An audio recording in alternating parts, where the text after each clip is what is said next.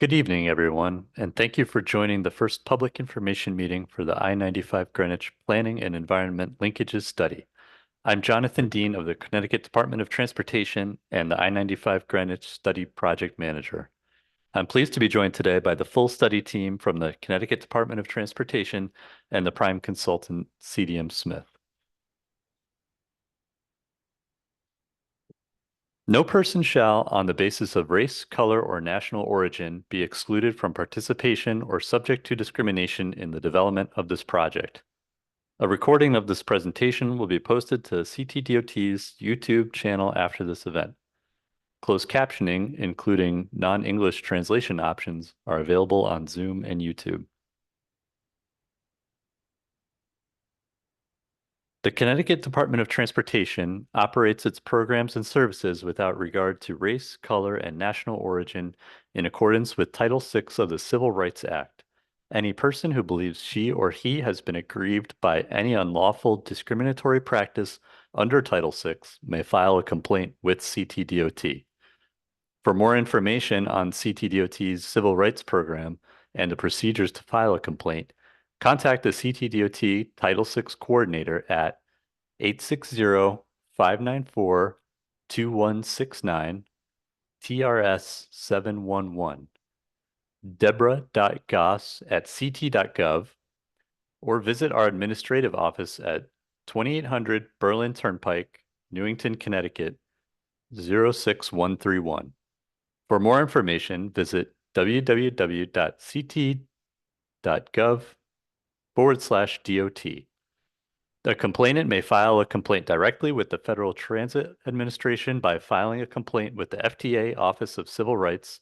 Attention, Title VI Program Coordinator, East Building, 5th floor, TCR, 1200 New Jersey Avenue, Southeast, Washington, D.C. 20590. A complainant may file a complaint directly with the Federal Highway Administration by filing a complaint with the FHWA Office of Civil Rights. Attention, Title VI Program Coordinator, 8th floor, E81-105, 1200 New Jersey Ave, Southeast, Washington, D.C. 20590. We also have this information available in Spanish. For media inquiries, please reach out to CTDOT Office of Communications at the email shown here. This is the first public information meeting for the I-95 Greenwich Planning and Environment Linkages Study.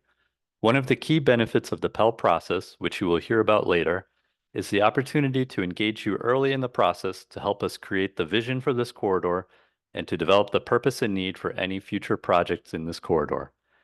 During this formal comment period, we are looking to better understand your day-to-day concerns when driving, walking, or riding on these corridors. We also need to know about your community resources and assets. Again, I am Jonathan Dean, the project manager. I am joined by Joe Belrose, the project engineer, Neil Patel, the principal engineer, and Michael Calabrese, the division chief of highway design. Our consultant team for this project is led by Becca Hall, the project manager, Krista Gooden, the deputy project manager, and Marion Hall, the public outreach lead. We also have FHI Studio, HMMH, and Ty and Bond providing support as part of the consultant team. In addition to myself, Marion Hull, the public outreach lead, Becca Hall, the consultant project manager, and Krista Gooden, the deputy project manager, are the speakers for tonight.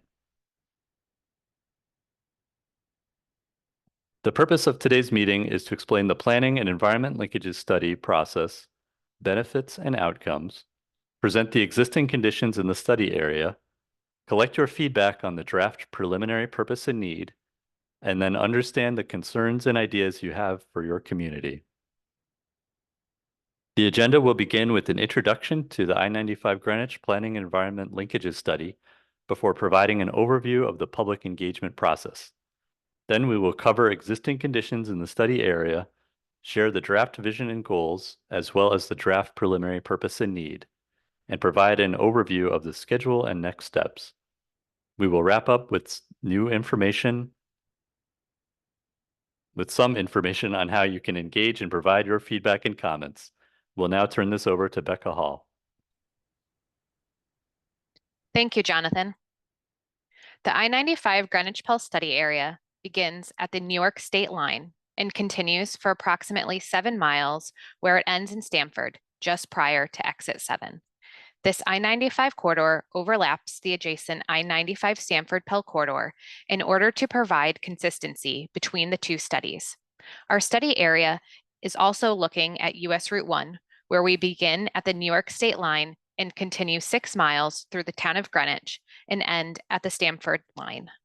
In total, we are looking at 7 highway interchanges and many different structures, including the major bridge over the Mianus River. Looking at the background and how we got here, in April 2018, the I-95 feasibility evaluation study was completed from Greenwich to New Haven. That study looked at the needs and deficiencies of the corridor and identified specific locations where further analysis and study could be needed. Moving forward, in April 2019, a strategic implementation plan was developed, looking at specific projects that could be initiated, as well as studies that should be moved forward. And that's how we got here today, to initiating this planning and environment linkages study. The study will build a locally based framework for projects moving forward. So before we get into specifics on the I-95 Greenwich Pell, we do want to provide an overview on what a planning and environment linkages, or Pell study, is. The Pell process was developed by the Federal Highway Administration, or FHWA, to create efficiency in transportation planning and project development. The Pell process considers the environment, the community, and economic conditions, and it is intended to be a collaborative process for decision-making. This is achieved by ensuring local, state, and federal agencies, environmental resource agencies, like those who oversee environmental concerns, and the public work together early in the planning process. Now, let's talk about what the benefits are to doing a Pell study. The Pell process combines planning, engineering, and National Environmental Policy Act, or NEPA-like activities. It encourages early, meaningful public engagement. Our intent is to provide clear messaging on the desired goals and outcomes of the Pell study. It also promotes environmental stewardship by engaging with the federal and state environmental resource agencies early in the process and identifying any potential environmental concerns and impacts prior to the formal federal environmental review phase called NEPA. It assists with project delivery by minimizing duplication, and finally reduces delays in implementation by expediting some of the NEPA-related activities and decision-making early on with FHWA. For example, this process will allow us to identify breakout projects that Connecticut DOT can take to begin addressing your concerns in the corridor that may not require a federal environmental review. So how do we get there? Following the initiation of a Pell study, we identify the transportation problems in the corridor using data. As part of this public meeting, we are hoping to hear from you to make sure that what the data tells us aligns with your day-to-day experiences. Next, we will develop the purpose and need with input from the public and agencies. As you will hear today, we have a draft. However, this is another place where we are looking for your feedback to make sure we are accurately reflecting the transportation needs in your area. Next, we will develop the concepts and evaluation criteria for how each concept will be evaluated or screened to determine if it meets the purpose and need you have helped us define. Based on evaluation criteria, we will screen the alternatives and then identify the range of reasonable alternatives. At the next public meeting, we will present those reasonable alternatives that address the purpose and need for your feedback. At the conclusion of the Pell process, we will prepare a final Pell study report. This will include the future projects that are needed in the corridor, along with recommended phasing for implementation. Here is a quick look at what happens once we finalize the Pell study. The individual projects identified in the Pell Study Action Plan can then progress into the NEPA project development phase as funding becomes available. The NEPA phase is where we confirm or refine the purpose and need, conduct the detailed environmental studies and noise analysis, refine alternatives, explore mitigation and commitments, and prepare the decision document, all while having public and agency involvement, so you will have the opportunity to review and comment on those projects at that time. Project implementation includes the final design, right-of-way acquisition, permitting and mitigation, and construction. And finally, the maintenance of the roadway and right-of-way continues for the life of the facility. I will now turn this over to Marion to highlight our public engagement efforts. Thank you, Becca. We're conducting proactive outreach to a broad range of audiences throughout this Pell study. We have met with each neighborhood association in the study area, as well as business groups, community service agencies, advocacy groups, and transportation planning agencies. We formed and are coordinating with a project advisory committee made up of community and public agency stakeholders. We've been engaging with the community at local events, and we're supplementing this community-based outreach with public meetings like the one we're having tonight, and an interactive survey, which is now live on the project website. We're also talking to policy stakeholders, including state and local elected officials and regulatory and funding agencies. A key audience is environmental justice communities, including populations with incomes below the median level, people for whom English is a second language, or who may have limited transportation access. When we take a look at our project advisory committee, you can see that this is drawn from a wide range of organizations and agencies, including service providers, neighborhood associations, advocacy groups, transportation providers, and the town itself. In terms of outreach activities to date, we're working to reach the broadest audience possible and have talked to more than 750 people to date at 13 stakeholder meetings, 4 project advisory committee meetings, and 9 community events. We have ongoing outreach to community-based service organizations, such as the town's libraries and Barbara's House, to help distribute information about the project. Prior to tonight, our primary interaction with the community has been through a series of pop-up events where the study team has attended community activities to meet people where they are and share information about the project and get feedback through interactive exercises and brief surveys. We've worked to reach diverse communities, attending everything from the Bruce Museum's birthday bash to Greenwich Community's block parties. Please let us know about future events that you think we should attend. So far, we've heard a lot about how special Greenwich is and the importance of protecting its assets. Specifically, we understand the importance of neighborhoods and community character, especially historic resources, parks, and trees. People are concerned about I-95 noise and air quality issues, traffic, roadway safety, and there is considerable interest in mobility improvements, not just for people in cars, but for pedestrians and bicyclists, and improved transit access and amenities, such as bus shelters. So with that, I'll turn this over to Becca to review the existing conditions in the study area. Looking at the region and how we project forward to 2050, Connecticut and Fairfield County each anticipate a 9% anticipated population growth and a 17% employment growth. That information will inform the traffic volume projections. We will walk through the key pieces of analysis for the existing condition, starting with traffic, then moving to design, multimodal, and environmental. The traffic data was collected in the fall of 2022 in order to be consistent with the adjacent I-95 Stanford Pell study. In the fall of 2022, we collected turning movement counts at the signalized intersections along US Route 1, as well as at the ramp termini intersections. We also collected bidirectional traffic volume data on the I-95 mainline, as well as on the I-95 on and off ramps. What we've seen from this data is I-95 carries approximately 145,000 vehicles per day, and US Route 1 carries approximately 17,000 vehicles per day. While traffic levels dropped during COVID, data shows that the traffic has rebounded and returned to pre-pandemic levels, both for I-95 as well as US Route 1. One of the first steps in understanding traffic data is to see where people are headed. This graphic shows the travel patterns in the southbound direction during the weekday morning peak hour, which is the peak direction during the morning. Approximately 49% of trips start prior to Stamford and continue through into New York, with most of the people getting off at exit 3, which routes to key destinations such as Greenwich Avenue and the Greenwich train station.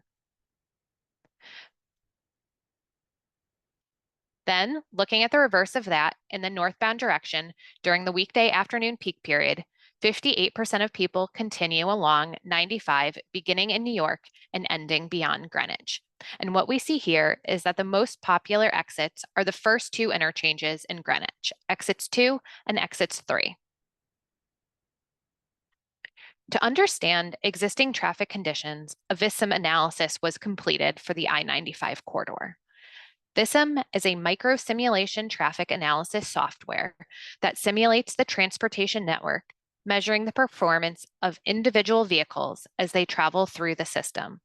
These vehicles can be influenced by other vehicles, pedestrians and bicycles, roadway features, upstream and downstream traffic signals, and other factors. The measurement we are reporting on here and illustrated on the graphic is level of service. On I-95, level of service reflects the density or the number of cars that you have along the corridor. Where there is green, that is level of service A through C. You have acceptable operating conditions. It's very similar to a report card. As you move down, operating conditions decrease and you move to level of service F, where you have congested and very dense conditions. Looking at traffic during the week on I-95 in the weekday morning peak hour in the southbound direction, you have congestion with a level of service F around exit 6 in Stamford, continuing into exit 5, as well as some areas of friction and concern around exit 4. For the weekday morning peak hour, 19% of the study area experiences congestion going southbound with an average speed of 54 miles per hour. Going northbound, congestion is 2% with an average speed of 61 miles per hour. As we move to the weekday afternoon peak hour, what we're seeing is that the level of service degrades, with level of service in the northbound direction around exits 3, 4, 5, and 6, and similar patterns in the southbound direction.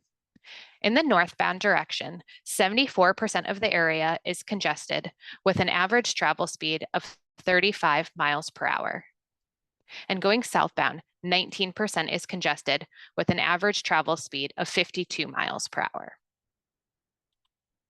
We also looked at operations along US Route 1 to analyze intersections. Here we used a different program called Synchro, where we looked at the level of service, but here we measured it in terms of seconds of delay. At these signalized intersections in the weekday morning peak hour, there are 15 intersections with level of service E and F. Those are the areas with a significant delay.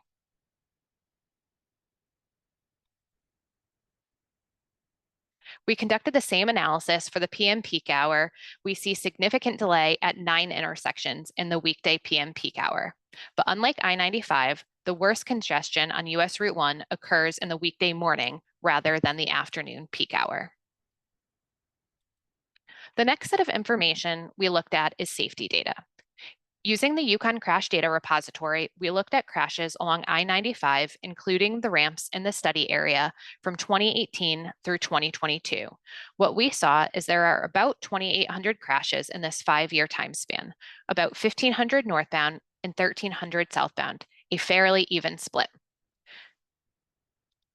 Then we looked at the I-95 ramp and US Route 1 signalized intersections during the same time period from 2018 to 2022, and there were 911 total crashes, 351 of those at ramp intersections, and 560 of those at US Route 1 intersections. Now we'll go into some detail about what types of crashes are happening in each of these areas. On the I-95 mainline and the ramps, we see about 1,800 rear end crashes, 600 side swipes, and 225 fixed objects. The rear end crashes can largely be attributed to the congestion that you saw in the traffic data and the level of service figures. There were also 3 wrong way crashes and 1 pedestrian involved crash. Looking at the I-95 ramp intersections, we transition to traffic signal controlled locations. Angle becomes the predominant crash type at 165, followed by 98 rear end crashes, 51 side swipe crashes, 2 crashes that involved a pedestrian, and 1 wrong way crash. On US Route 1, we have 228 angle, 218 rear end, and 60 side swipe crashes, illustrating the same patterns we saw at the I-95 signalized ramp intersections. In total, we saw 2 bicycle and 18 pedestrian involved crashes along US Route 1. These angle, rear end, and side swipes may be attributed to the signal operations, the signal phasing, the timing, and the overall delay that occurs along US Route 1 that you saw on the previous traffic slides. Moving on to the design considerations. We did a detailed analysis looking at the Connecticut Department of Transportation's highway design manuals controlling design criteria, and we looked at some of the design characteristics that can influence safety and mobility along I-95. Looking at the design of roads and bridges, we saw that 63% of shoulders are not wide enough, which means that there is not enough space for emergency vehicles to respond. 81% of bridges are not wide enough, 32% of bridges are not high enough, so large vehicles cannot go through. 34% of vertical curves do not provide sufficient stopping sight distance, which means that in a congested area, if you're coming around a curve, you cannot see the car stopped in front of you, and that can contribute to the rear end crashes we saw previously. And then 75% of on-ramps and 73% of off-ramps are not long enough. So what this means is that if you are getting off the exit, you are slowing down while you're still on the main line, which is contributing to congestion. And when you're trying to get on I-95, you don't have enough space to get up to speed and get up to the mainline speeds before you're merging onto the highway. So this causes some friction and congestion as well, and can contribute to crashes. On US Route 1, the Connecticut Department of Transportation recognized the need to study many of the signalized intersections along US Route 1, as well as those at the I-95 ramps. We looked at approximately 20 signalized intersections, again, using the Connecticut Department of Transportation's controlling design criteria for our evaluation characteristics. These locations were selected either due to their high crash rate or due to their high volume of pedestrians or cyclists. The pictures on the right side illustrate some of the issues we documented. The top 2 pictures show the limited intersection sight distance at signalized intersections. Whether due to the storage of materials or overgrown vegetation, it impacts your ability to see when making turns. The picture in the lower left-hand corner shows an example of pedestrian facility deficiencies. And the picture in the lower left-hand corner shows a location just adjacent to I-95 Exit 3 where there is no transit or not sufficient transit provisions provided for riders. Now moving into the multimodal existing conditions analysis. On US Route 1, we know there are a high number of pedestrians. We reviewed the existing pedestrian facilities and found 13 signalized crossings without crosswalks for each of the crossing locations. We saw that there's almost a mile of sidewalk continuity issues. This means that the sidewalk stops and there is a gap before it starts up again. Also, not all sidewalks are concrete. So as you see in the picture on the right, part of the sidewalk is asphalt. Additionally, there are 26 side street crossings without crosswalks. In review of some of the bicyclist concerns on US Route 1, we saw that there were no dedicated bike lanes, despite a portion of US Route 1 being part of the East Coast Greenway. And we also saw that there's only 3 cross streets that do have bike lanes, and the pavement markings for those are worn and deteriorated. There are many public transportation options available along this study area. There are 4 train stations in Greenwich. There's the Tramford Station, which is the largest in the state, with both Amtrak and Metro North service available. Many individuals use public transportation as 4.3% of people have no access to a vehicle. Lack of vehicle access occurs more often in census tracts near downtown Greenwich, as well as Stamford, and in communities with environmental justice concerns. Looking at bus ridership going back to 2020, we see that Route 311 Port Chester bus has almost 500,000 riders, which is the most heavily utilized route in the study area. We've seen a lot of recovery since pre-pandemic levels on the iBus Express 97 having almost doubled. Of the 59 bus stops along US Route 1, 42 only include signage with no accompanying features. A total of 11 of these bus stops include a shelter, and 6 include a bench, along with this existing signage. Looking at rail ridership, Greenwich has 4 stations, with Greenwich Station being the largest. When we look at how rail ridership has recovered in the study area, we see it is about 2/3% of recovery, which is very similar to what we're seeing in Stamford. I'll turn it over to Krista to walk through the environmental conditions. Thanks, Becca. Early in the Pell process, our project team conducted an environmental scan to identify the social, natural, and cultural resources that may exist within the study area. The purpose of this environmental review is to identify those resources early in the planning process and to identify constraints and potential fatal flaw resource areas for use in the alternative evaluation process. For cultural resources, the team identified 216 historic properties and 2 cemeteries. There are also 18 communities with environmental justice concerns within the study area. This includes census block groups with a population majority that is minority, low income, and/or populations with limited English proficiency. There are 15 public parks and open spaces, as well as multiple streams, lakes, ponds, reservoirs, and harbors, and 3 areas known to have protected species. There are also several acres of overlap with the coastal zone, in addition to about 300 acres of floodplains and floodways, and almost 150 acres of wetlands. As part of the Pell study, our team is also conducting an existing noise assessment. The existing conditions noise assessment measures the existing noise conditions as well as identifies the sensitive receptor locations that exceed the noise criteria. Doing this will allow our team to understand what the current noise levels are along the I-95 portion of the study area and will help inform the project team when we move into the concept development phase of the Pell process. I would like to also point out what future noise assessment activities may be after the completion of the Pell study. If a project recommendation moves forward into the required environmental review process, it will be evaluated to determine if it meets Type 1 criteria in accordance with the Connecticut Department of Transportation noise policy. If it meets the Type 1 criteria, then the traffic noise model will be developed for build conditions and predicted impacts will be identified. If there are impacts, the noise assessment will determine if abatement or noise walls are feasible and reasonable where those impacts are found. And a quick note that Type 1 projects include construction of a new highway, additional traffic lanes, or projects that result in a substantial alteration of the horizontal or vertical alignment.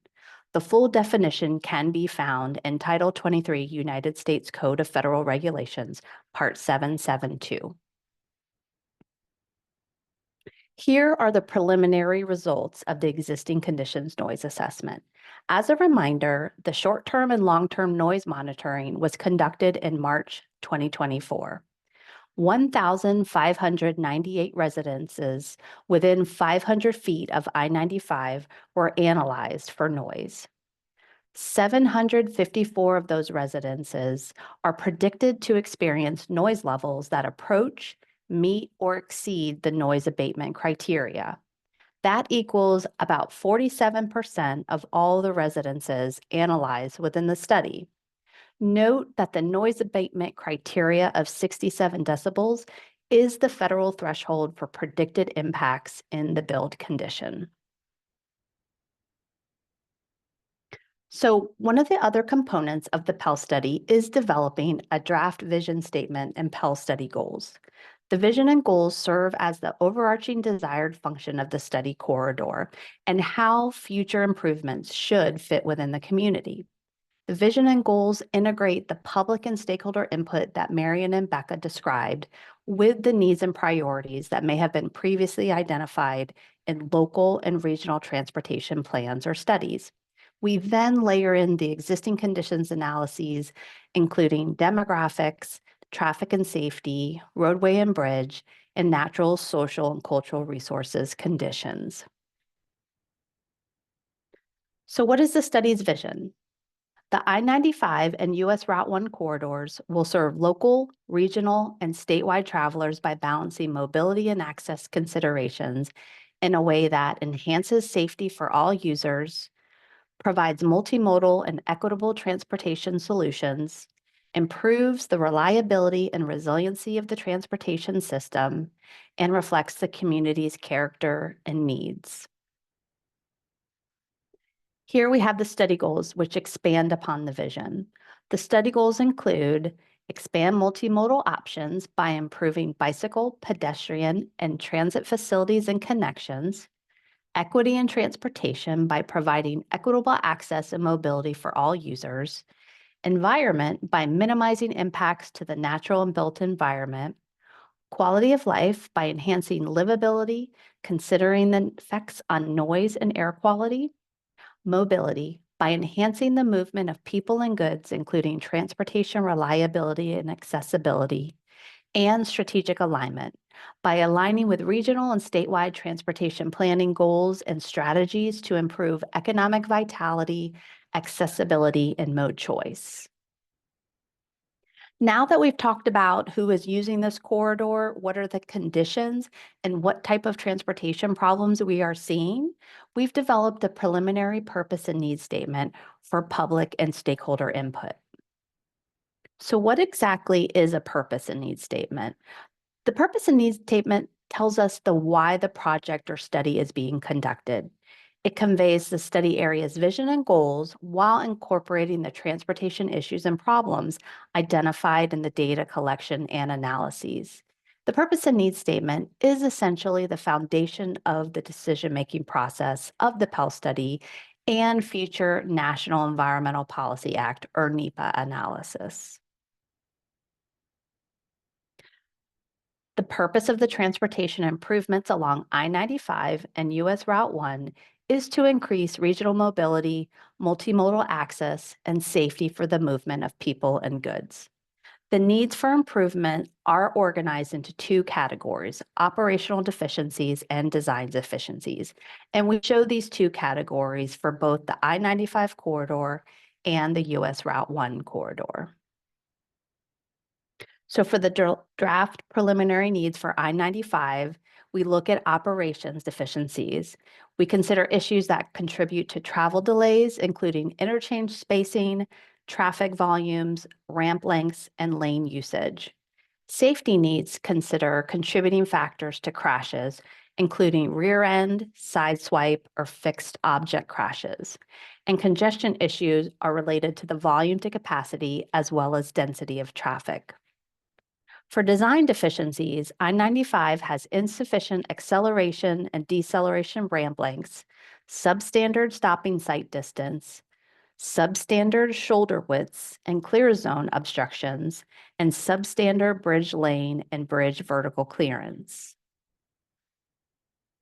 For the draft preliminary needs for US Route 1, for operational deficiencies, we have also travel delays related to the signalized intersections, traffic volumes, as well as turn lanes, safety with crashes including rear end and side swipes and fixed object type crashes. We also see substandard pedestrian facilities related to sidewalk continuity, ramps, crosswalks, signals and lighting, as well as substandard bicycle facilities. And transit provisions such as bus stops, ADA compliance, and crosswalks. On the design deficiency side, we have insufficient signalized crossings, sidewalk and crosswalk continuity issues, insufficient bus stop amenities, a lack of bicycle infrastructure, as well as deteriorated and worn bicycle lane markings and signage. Now I'll hand it over to Becca to summarize the schedule and next steps. Let's take a look at the overall study schedule. We began in June of 2023 with the initial stakeholder meetings. As Marian mentioned, we met with 13 different organizations, including neighborhood associations, business group, and service providers, and we learned a lot about the concerns and future visions for the corridor. This feedback really began shaping what this Pell study would look like and what the range of reasonable alternatives might look like in the future. Right now, we are wrapping up the identification of the transportation needs and deficiencies, and we have completed the draft purpose and need statement, which is ready for your review. In 2025, we're going to develop the screening criteria based on that draft preliminary purpose and need, and that will help us identify those reasonable range of alternatives.